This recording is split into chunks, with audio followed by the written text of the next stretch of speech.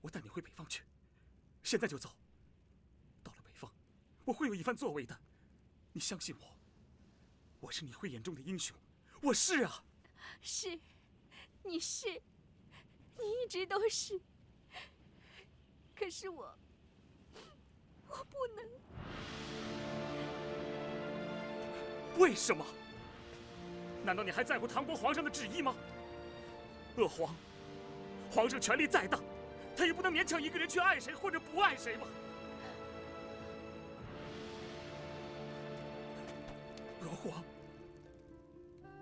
跟我走，我带你到北国去，到那儿他就管不到我们了。命运不是老天注定的定数，是要靠我们自己去创造的。皇上下旨赐婚，我逃婚就是抗旨。我的家人他们都是有血有肉的生命，我不能因此而让他们受到牵连。我不愿意让任何人因为我而受到伤害，所以我只能牺牲我们的儿女私情。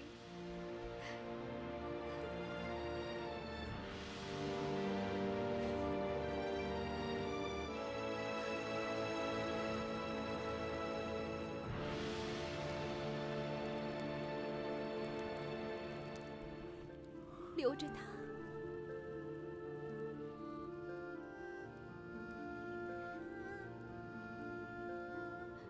这是一份相知之情，也是一份诚挚的祝福。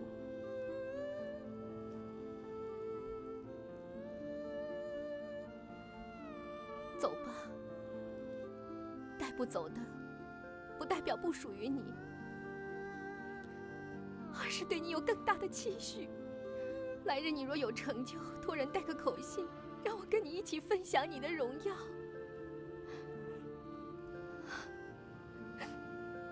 请为我珍重。为什么？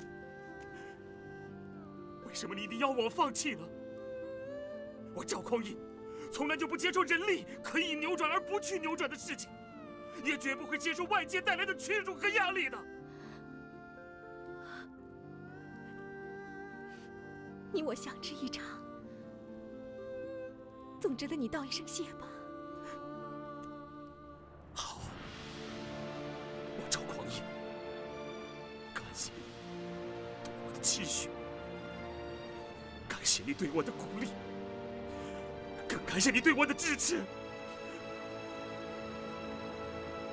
娥皇，我只有一个要求，可不可以让我赵匡胤心中永远对你保留这一份情呢？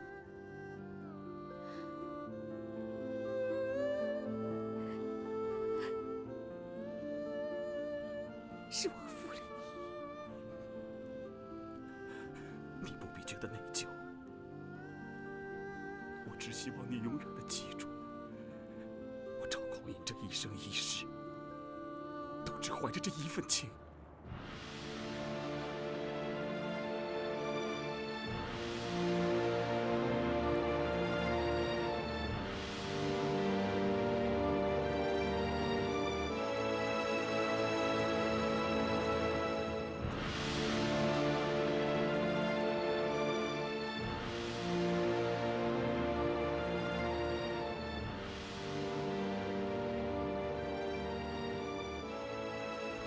挥别了娥皇，赵匡胤江南美梦彻底破灭。南唐不仅因此失去了一位有力的武将，也因而改变了整个国家的命运。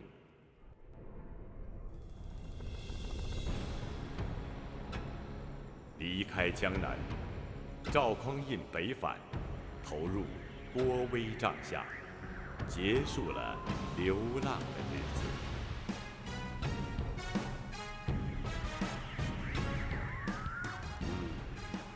这次的招募来了不少人呐。其中还有不少是好手。义父，您看那儿。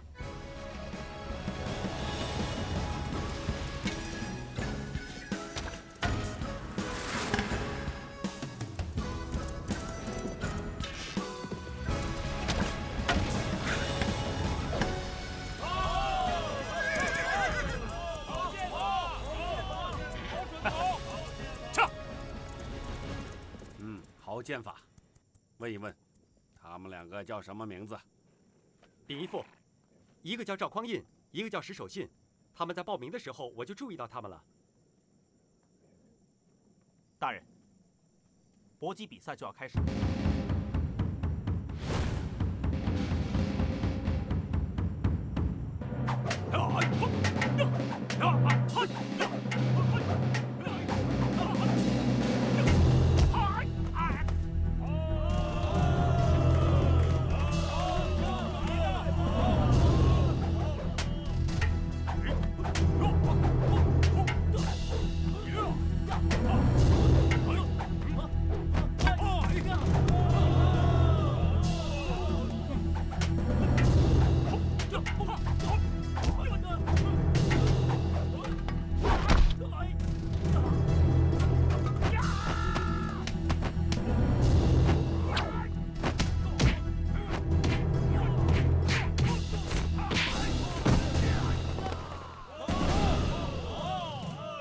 好好栽培他们，我大汉有这些人就有希望了。是。你叫什么名字？我呀，叫王彦生。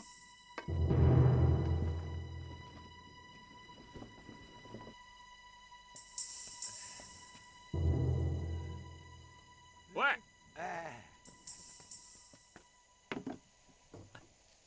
拿的什么东西啊？啊，孝敬大人的。孝敬大人。嗯，这里面没毒吧？你这怎么说话呢？大人这么照顾我们，我们孝敬都来不及呢。老婆，别理他。好。哎，等等，哎，真的有老百姓送东西给大人呢？怎么不会啊？我们大人对百姓可好了，你不要把外面那些贪官污吏跟我们郭大人比，真是的。看来我来对地方了，我来对了地方，也跟对了人呢。哎，水来了！哟，挑水呢，大哥。哎，大哥，来，马进了！小心啊！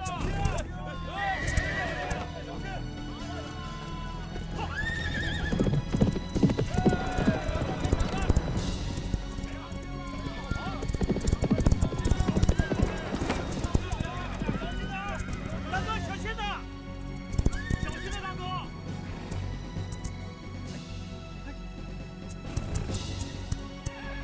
小心点儿！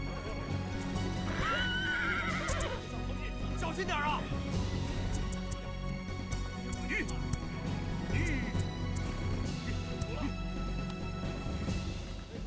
好样的！好样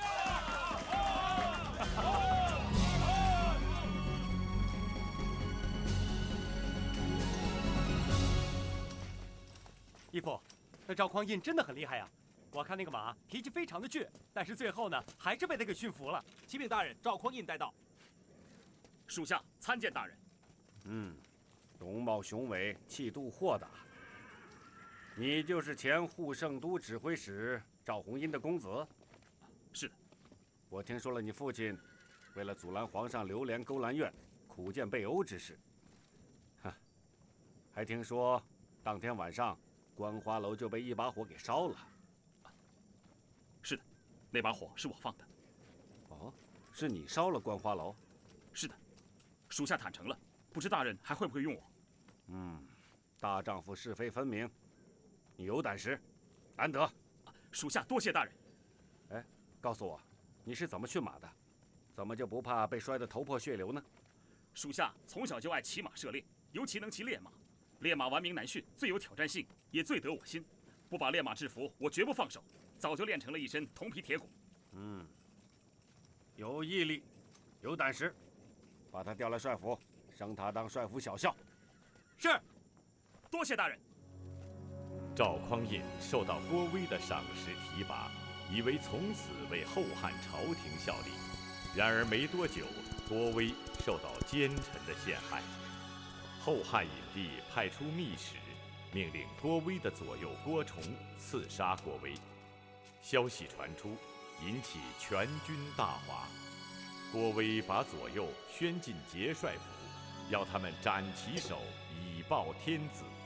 左右痛哭流涕，要郭威举兵入朝自诉，以清君侧。大哥，你不能这样啊！大哥，我们要清君侧呀！对，将军，你不能这样，我们要清君侧。义父，我们要清君侧呀！要清君侧呀！我们要清君侧呀！将军，清君侧呀！我们一定要清君侧呀！是啊，大哥，是大哥，将军，将军，将军，义父，将军，我们要清君侧。将军，郭威兵至汴京，汉引帝逃往乡村，窜入民家，被乱兵所杀。郭威入城，欲立后汉高祖刘知远的侄儿刘赟为帝。此时，急报契丹入寇，皇太后敕郭威统大军迎敌。当郭威军至澶州，有将士数千人大造于营门，扯裂黄旗披在郭威身上，群呼万岁。郭威被簇拥回到开封，是为周太祖。郭威建立后周，赵匡胤从一名小校成为大周皇帝的东西班行首，是禁卫军的小统领。公元953年，郭威病逝，养子柴荣继位，即为周世宗。在对北汉一役中，周世宗身陷重围，赵匡胤身先士卒，以一挡百，大败北汉，救出周世宗。赵匡胤以此高平之役的战功，升殿前都虞侯，从此受周世宗倚重。同一年，南唐六皇子李从嘉正式迎娶娥皇，从安定郡公晋封为郑王，娥皇封为郑王妃。小姐，小姐，您今天好漂亮啊！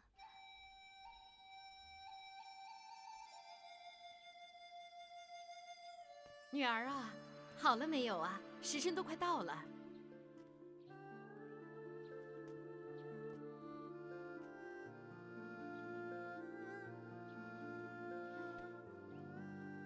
女儿啊，把你的婚事办了之后，我们就迁到润州老家去了。这是你爹生前的交代。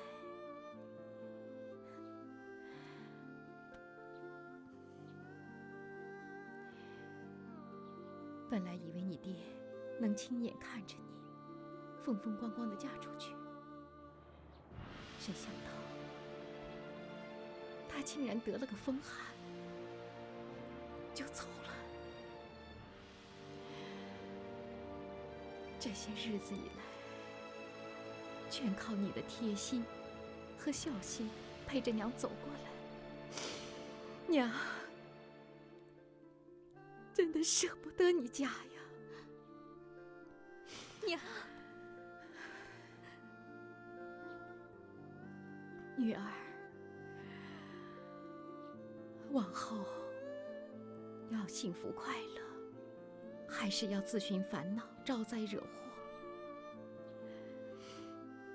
全在你一念之间呢。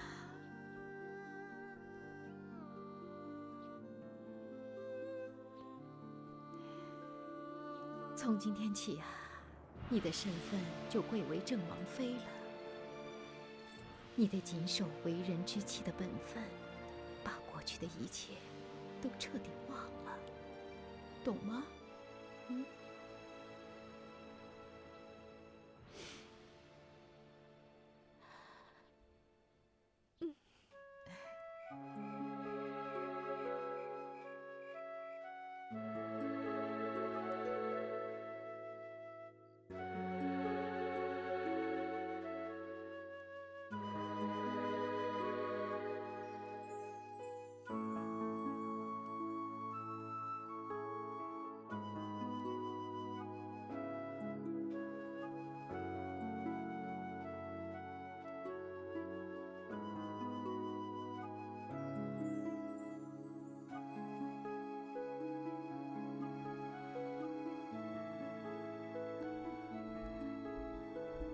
你我终于结成良缘美眷，人生有你为伴，于愿足矣。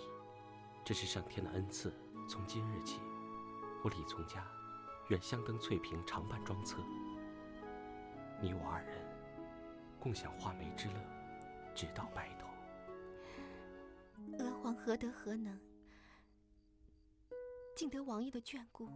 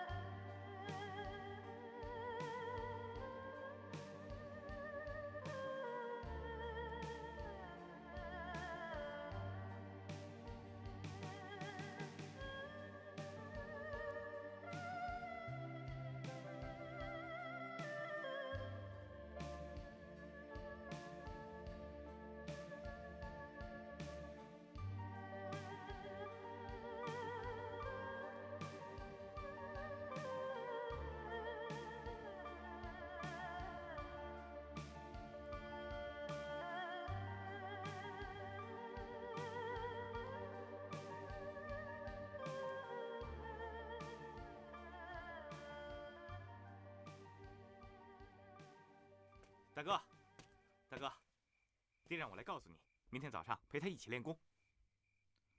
大哥，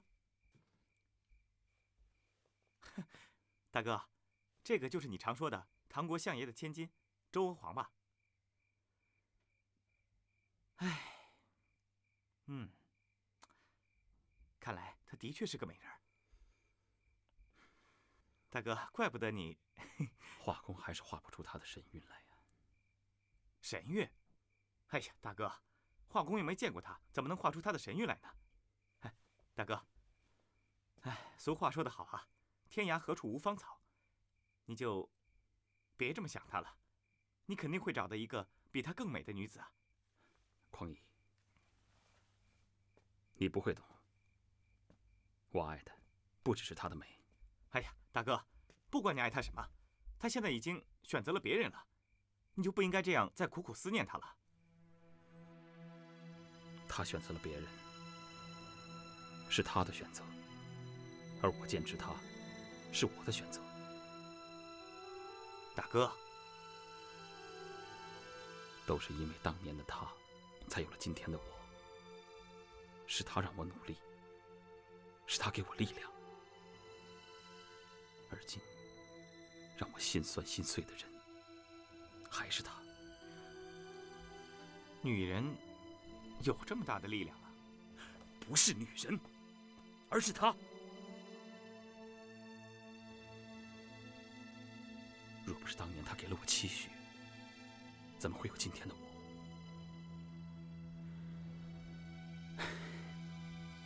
跟你说这么多，也是没有用的。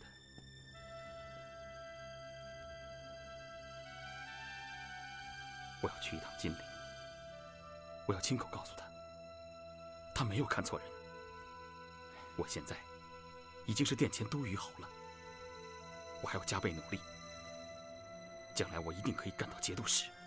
大哥，就算你当了节度使，又能怎么样呢？你要记住，你的对手是唐国的皇子，是郑王爷。哼，大哥，就算你有领六的能力，又能怎么样呢？你还是得不到他，因为你根本就不是王公贵族，你根本就赢不了他，啊！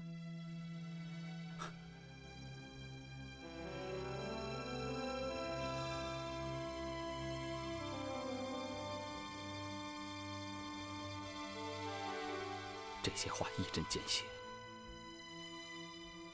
能不能得到一个人，不在于你的品德和能力，而是在于你的出身和背景。是，我就是在这方面输给了李六。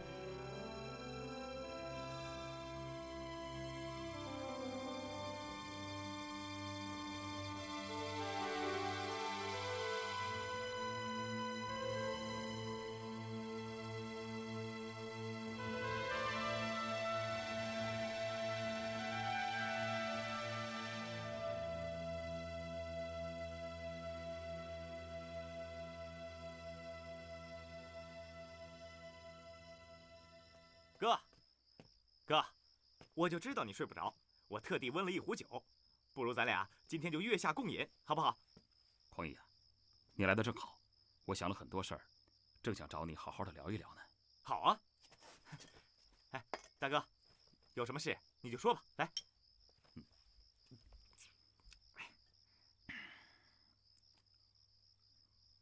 你说的对啊，我能力再强，还是不及李六的出身。不过，也是因为唐朝廷的内斗，才耽误了我跟娥皇此生的姻缘。你是说，娥皇对我有情，本来我们是可以共结连理的。正是因为冯延鲁这些人伤了我，让我整整耽误了半年的时间，这才让李六占到先机，得到了娥皇。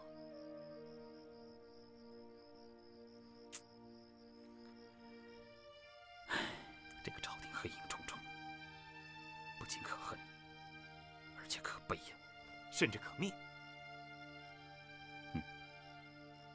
这正是我想找你说的事情。先皇周太祖，他曾经说过，从三皇五帝下商周到现在，正面临着一个大分裂的时代，而这一片大地，不该如此的四分五裂。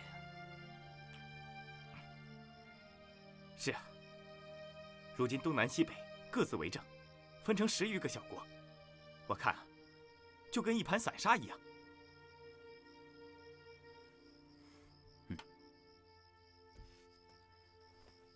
而这盘散沙，每隔3、5年，总是为了各自的利益，时常兵戎相见，而每次的战祸，都带给百姓们极大的灾难。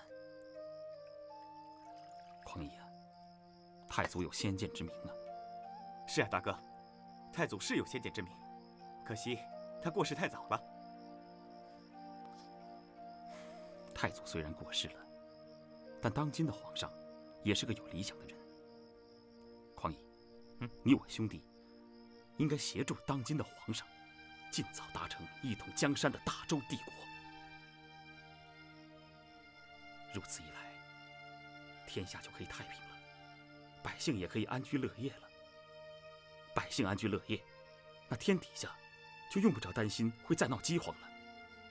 你想想看，这样的百姓，不就可以天天都过好日子，年年都有好光景吗？这才是人间的乐土啊！嘿，大哥，你这么一说我就明白了，这不就是天下一统吗？好男儿就是要有这等胸怀天下的凌云壮志。是啊，朝廷清明，人民安居，我们这不就是生活在盛唐的贞观之治中了吗？如此一来，百姓安乐，天下太平，而我就可以来去自如的到江南去看看他到底过得好不好。嗨，大哥，说了半天，你还是忘不了他。我只想报答人家对我的知遇之恩嘛。说的也对。不过大哥，我觉得现在最重要的事情是振作起来。郑王及郑王妃拜见皇上，万岁万万岁！皇后千岁千千岁！父皇母后，圣安！啊，起来起来，快起来！谢父皇母后。从家，你带着王妃四处走走，认识认识咱们宫廷的环境。是啊，儿臣刚才就带娥皇四处走走。倒是娥皇提醒儿臣要先来向父皇跟母后问安。娥皇，从家可是一个任性又任情的人，以后你得盯他紧一点。是，臣妾一定善尽本分，让王爷无后顾之忧。母后，娥皇不会盯着我，我们是夫唱妇随。啊，是啊，你们2人是珠联璧合、琴瑟和鸣的佳偶。郑王妃通书史，善垒戏，精棋艺，知音律，能歌舞，弓琵琶，有这么多的才艺，是个不可多得的才女啊！啊，长生在，把朕的礼物拿出来。是。父皇，是什么礼物啊？哦，郑王妃，你以前不是说过要采集钱塘散佚的霓裳羽衣曲吗？进行的怎么样了？有什么心得？回父皇，散佚的部分仍然有些不全，不过臣妾已把它大致修订，只稍微剩些尾声，等修好之后就可以呈给父皇。你把它修订完成了？父皇，娥皇把这盛世音律修得天衣无缝，我们二人已经合奏过了，要赶在父皇大寿之日为父皇弹奏。小心点，小心点，这可是皇上的珍藏。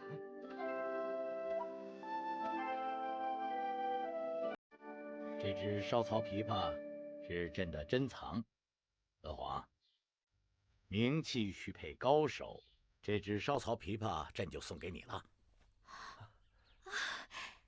臣妾谢父皇厚赐。谢父皇。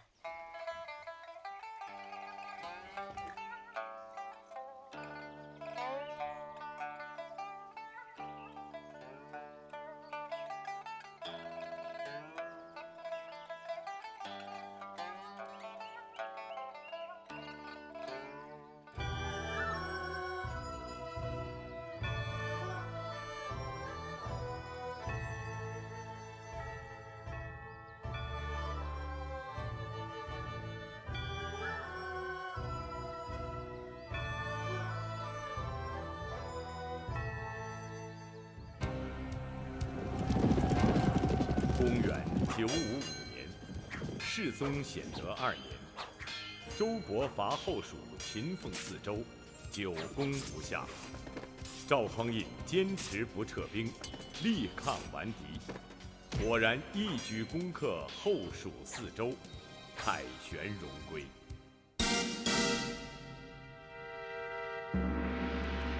赵匡胤寇尽吴黄，万岁万岁万万岁！快起来，兄弟！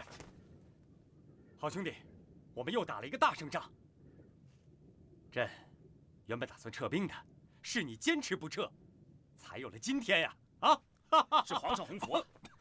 哎，皇上，皇上，没事。朕今天特地提前赶了回来，带着满朝的文武百官前来迎接你。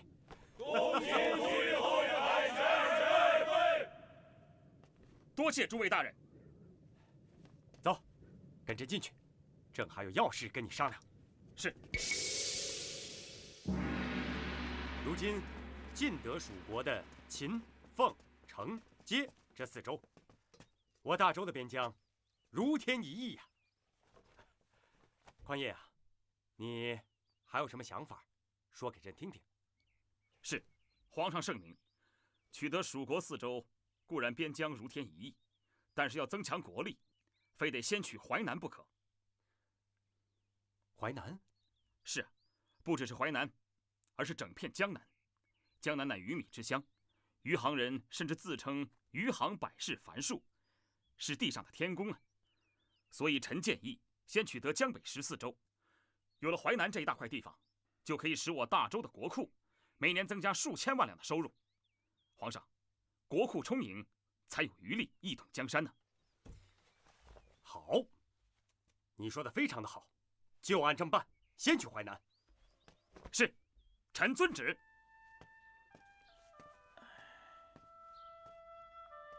好一点了吗，皇上？啊，长公公有事吗？有事就说吧。是，皇上，右仆射孙大人请求觐见。哎呀，皇上，您身体要是不舒服，小的就去回了他。又是为了立皇太子之事而来？他奏章都写了，还来干什么？皇上，那小的就去回了他吧。去吧，回了他。是。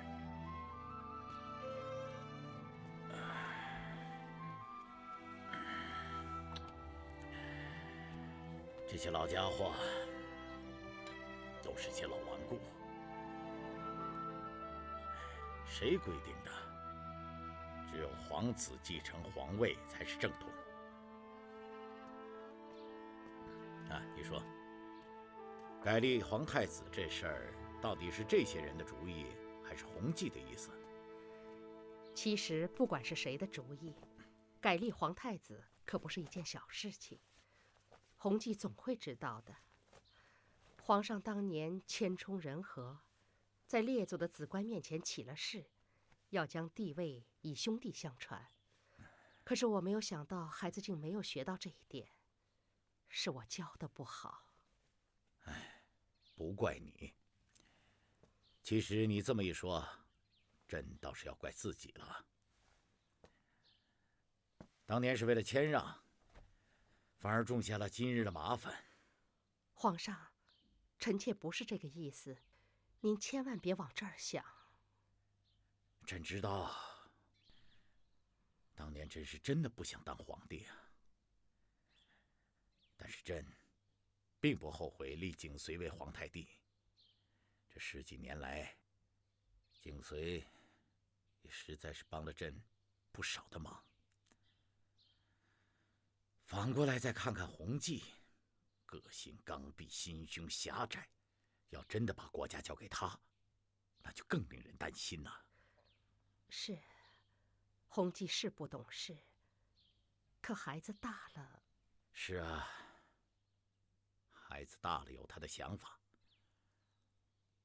弘济有他的能力，但治国更重要的是修身。你告诉弘济，让他改改深沉的个性，要懂得与人为善，不要太过重于权力。是。皇上，启禀皇上，江北有紧急军情呈报，诸位大人已经在诚心堂恭候。吾皇万岁万岁万岁！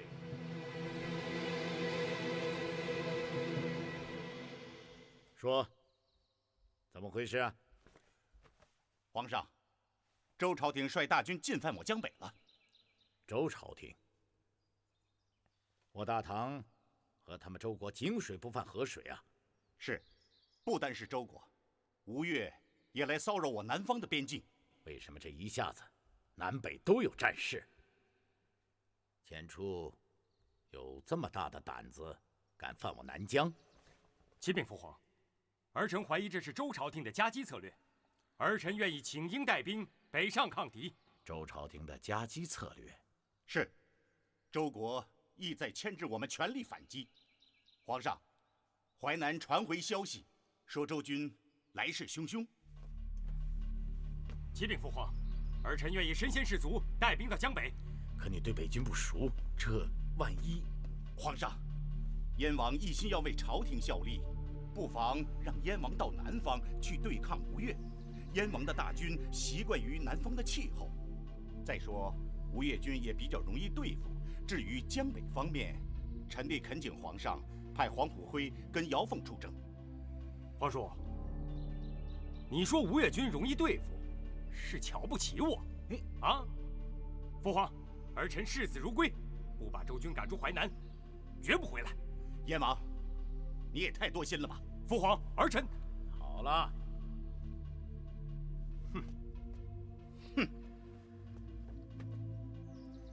孙生、冯延巳，朕已恢复你二人宰相同平章事之职。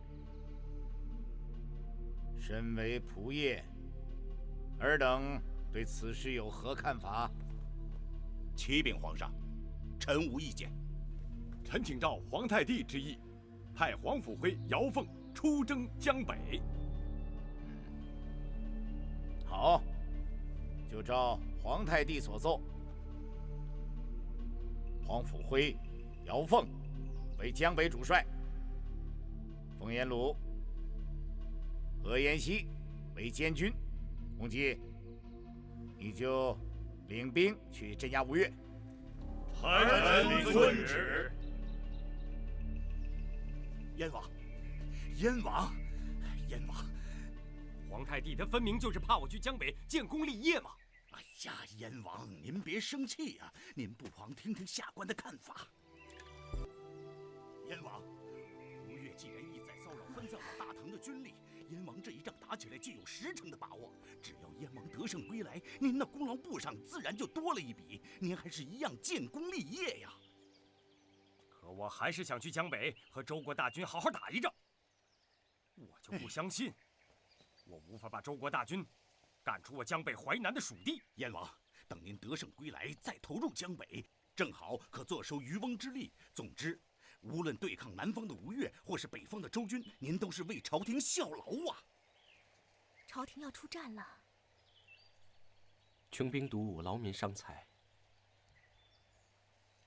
不过朝廷有我父皇和皇叔、大哥他们顶着，我们不用伤这个脑筋。只要你和我能红袖共度，心灵相通，其他的都不重要。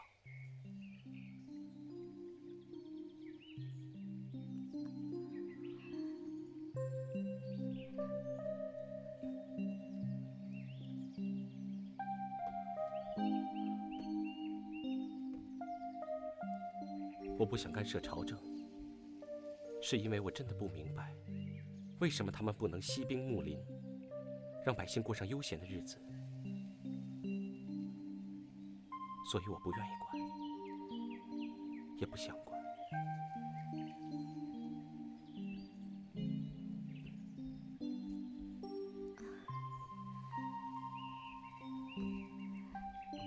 是，战争太残酷了，臣妾了解。你真的了解我所说的吗？因为王爷善良，不想看到百姓受苦，不想看到官兵死伤。臣妾真的了解。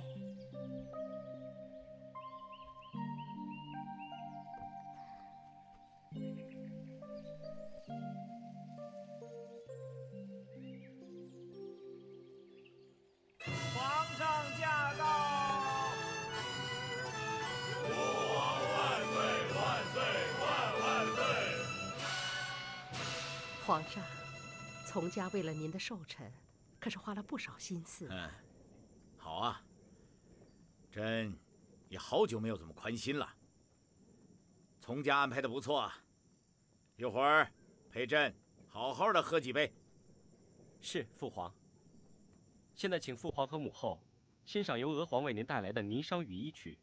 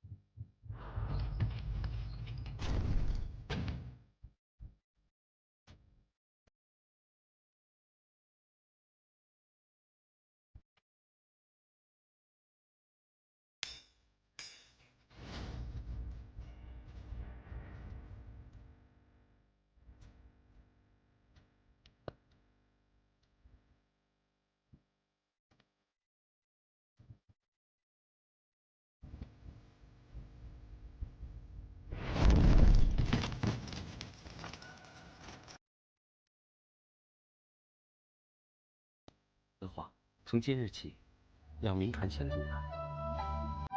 你真没瞎说。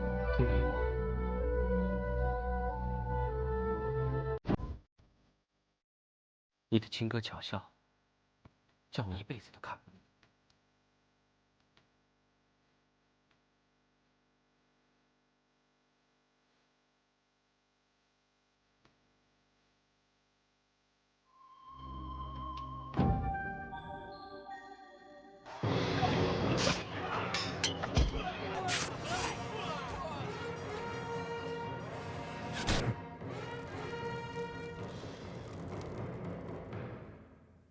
家、娥皇，你们二人将霓裳羽衣曲修缀得如此完美无缺，朕真是高兴啊！今天朕要赐你们3杯酒。谢父皇。谢父皇。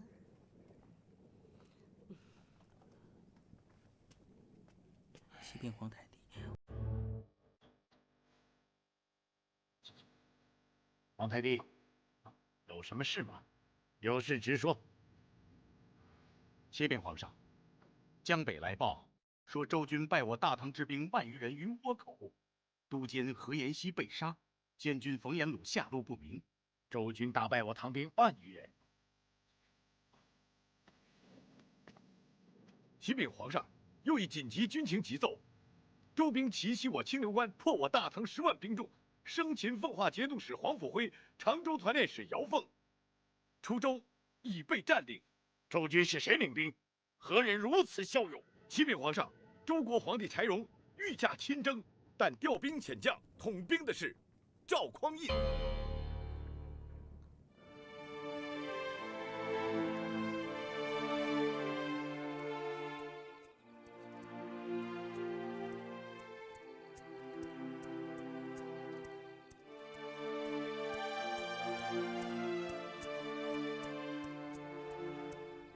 赵匡胤，是那个人吗？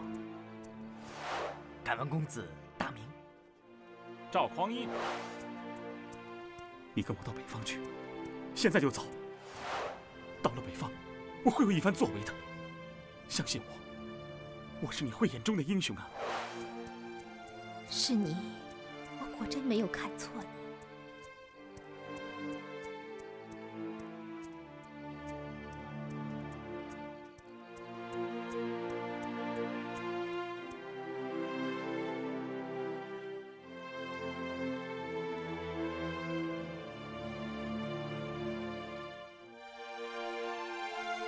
王妃，你醒了。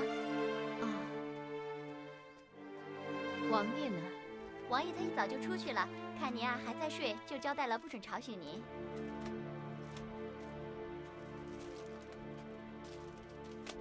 笙箫吹断水云间，重按霓裳歌遍彻。王妃，王爷的词写得如何啊？王爷比我想象的还要有才华。怪不得老爷说呀，只有他一个人才配得上王妃您呢。只是现在江北在打仗，他怎么还能写得出这么欢愉的绮丽艳词？可是皇后娘娘她不是说了吗？王爷啊，他是一个任情任性的人，脑子里想什么呢，他就会写什么。他脑子里没有打仗，自然作词就不关打仗的事儿了。王妃，你不会是因为听到赵匡胤这3个字，你心里就又起伏不定了吧？你说这个人是不是真的是他？王妃，过去的事就让它过去吧，你也该忘了。那么真实的一个人，在我的记忆里，怎么可能轻易忘掉呢？你说他会不会打到江南来？王妃，要是真的打到江南来，那他就成敌人了。敌人？我们竟然变成敌人了。王妃，请恕晴儿多嘴，你必须要彻底的把这个人忘了。你要记得，你现在是皇上的儿媳妇，是尊贵的正王妃啊。你放心，我知道自己的身份。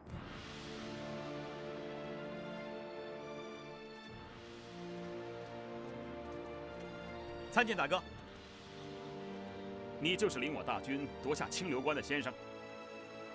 草民见过都虞侯大人。草民乃一个教书先生，因久居此地，故对这一带的山川地形非常熟悉。清流关地势险要，两侧悬崖危耸，只有中间一条小路可通。唐国的黄甫辉一夫当关，让我们伤了不少的脑筋呢。先生，你为周国立下了大功啊！草民只是略尽绵薄之力。大哥，赵普此人足智多谋，还为我们设下了正面佯攻、背面主攻的策略，使我们一举夺下了清流关。大哥，何不留此人做您的帐下侧室啊？不，以先生的才华，我赵匡胤必当引荐给大周天子。日后你我一文一武，共为辅佐，一定会令大周国扬威于天下。多谢都虞侯的提拔，草民铭刻于心。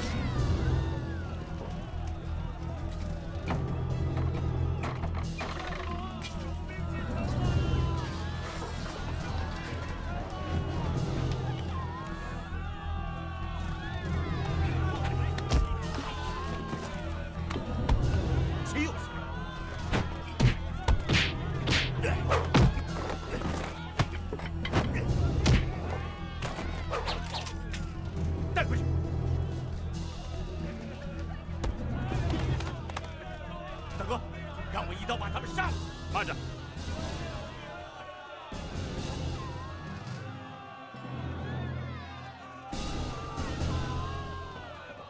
大周国都虞侯赵匡胤，敬告滁州父老兄弟姐妹们，大家不必惊慌，不必逃难。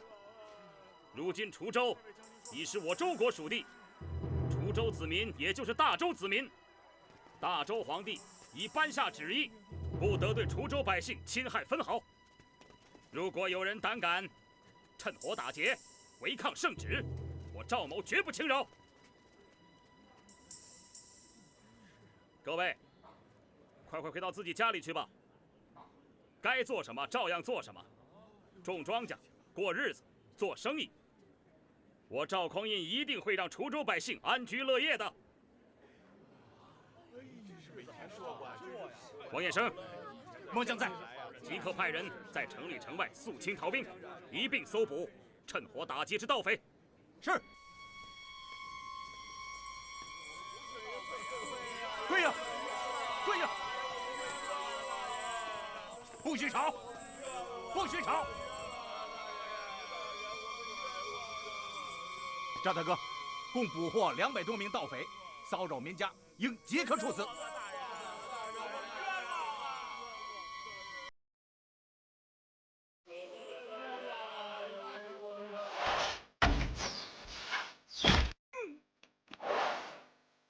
把这些人全部交给赵府详加审问，如果不是盗匪，当即释放。是，你们跟我走。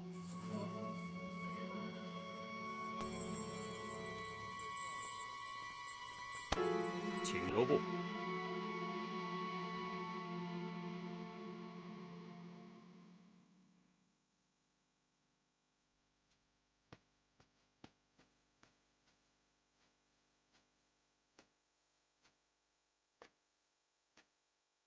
打扮成这个样子，我还真是差点就认不出你来。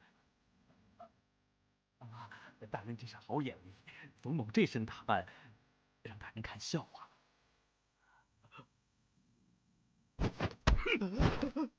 你的一剑，差点要了我的命，害我红颜知己被迫嫁了别人。要忘了你还真是不容易，不杀你，难消我心头之恨。大人，您饶了我吧，您饶了我吧。当年我也是迫不得已啊，都是一场误会，一场误会。将军，您放了我，您的大恩大德，我一辈子都会感激您的。放一条生路，有那么便宜吗？大人，我求求你了，您让我将功补过，您让我将功补过。我这一辈子都会感激您的大恩大德呀！贪生怕死的东西！好，我倒要看看你这个唐国败将，怎么为我大周朝廷肝脑涂地！不杀我了，真的，谢谢大人。冯延鲁一定会肝脑涂地的为您尽忠尽孝，不然必遭天打雷劈，五雷轰顶啊！谢谢。有你的帮助，唐国的气数已尽了。是。唐朝廷有这样的小人把持朝政，国家还能不亡吗？我该不该趁这个机会问问他，娥皇跟李六是不是？你们的六皇子成亲了是吧？是。六皇子已经成亲2年了。王妃贤淑温婉，夫妻2人琴瑟和鸣，人人都说他们是天作之合。够了！我只问了你一句，你说那么多干什么？是。谢谢大人，谢谢大人。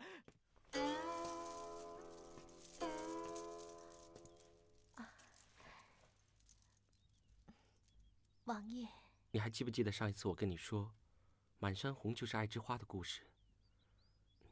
送人爱之花，代表一生只爱一个人。今早在御花园，我看着满山红娇艳欲滴，就特别趁着晨曦，摘了这一束，送给你。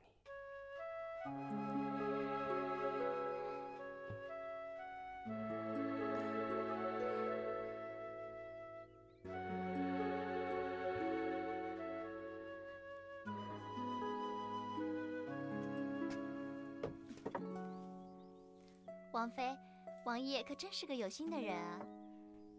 他是个能读透人心思的有情郎。那您对他还那么苛求吗？人呐，哪有十全十美的呀？不是对他苛求，是跟原本的期盼不同而已。原本的期盼？您原本有什么样的期盼？难道您是在拿王爷跟赵公子做比较？我没有。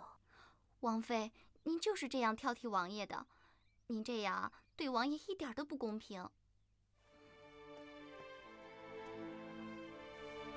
我有吗？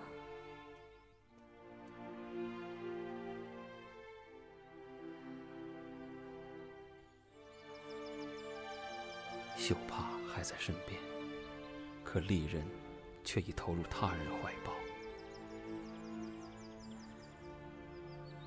李六，他跟娥皇真的相配吗？他们真的是天作之合吗？娥皇，你还记得我吗？还是你已经把我忘了？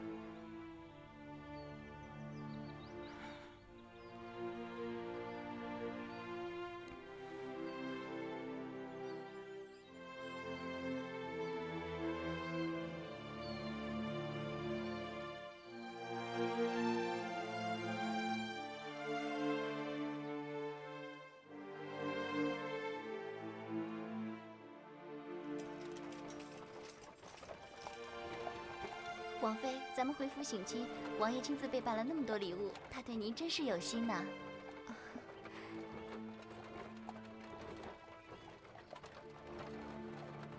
快到了。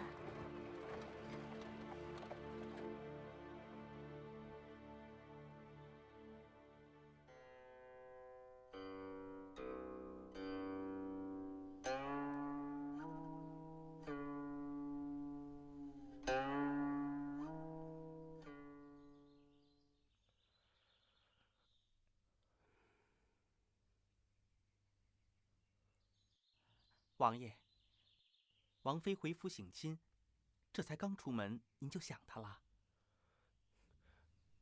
去，你还管那么多事啊？王爷，要不小的给您磨墨，您把思念写在纸上，写好了，小的快马给您送过去。备诚心堂纸、龙尾石砚，还有庭规墨。是。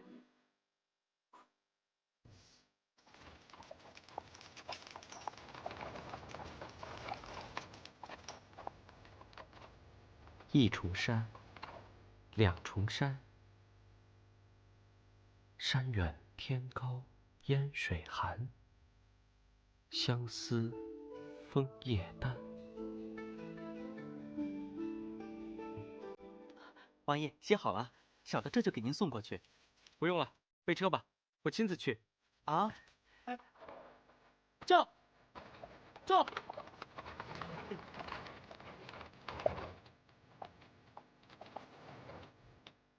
人，我们回来了。娥皇，娘，女儿好想你，娘也想你呀。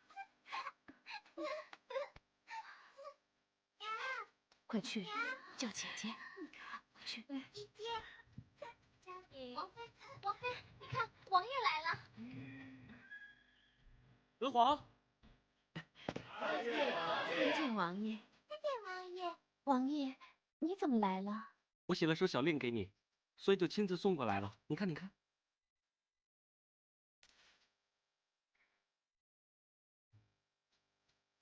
姐姐，佳敏。佳敏，王爷，这是小妹佳敏。佳敏，哎，那你要叫我姐夫啊。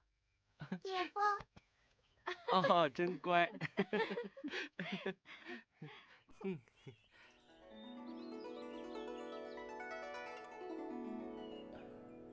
你才离开，我就感觉我们像隔了几重山似的，对你的思念像山高水深，好像你已经离开很久了。所以你就追来了？是啊，我一刻也不要和你分开。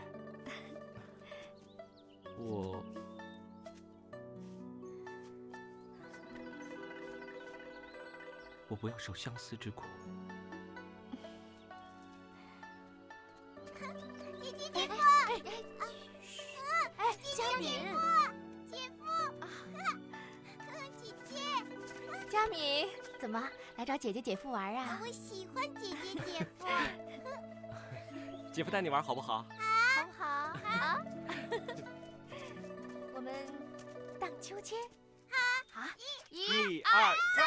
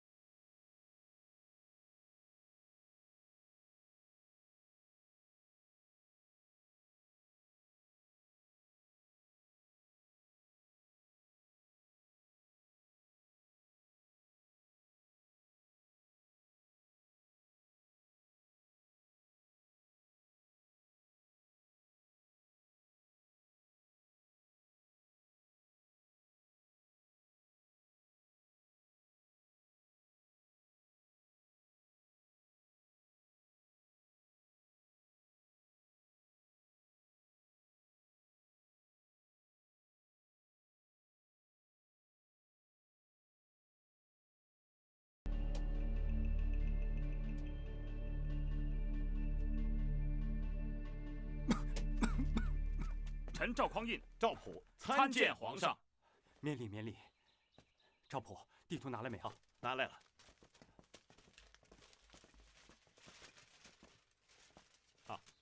皇上，你看，这里是滁州，这里是亳州，这里是楚州，这里是泗州，这里是寿州，紫金山大概就在这个位置。